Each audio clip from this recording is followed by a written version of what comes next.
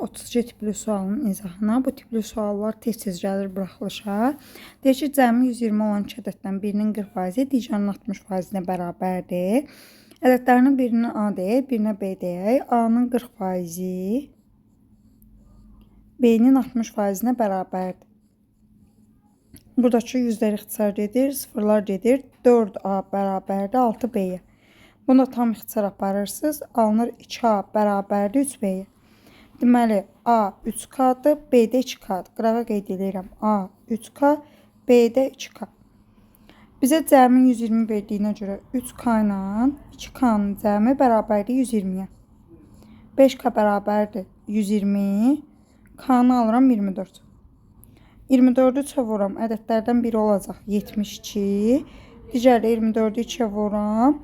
Olacaq bizdə 48. İndi deyir ki, bu ədədlərin hasilini tapın. Yəni A vurulsun, B-ni tapın. Yəni tapacaqsınız 72 vurulsun 48. Bunu hesablayacaqsınız və salam.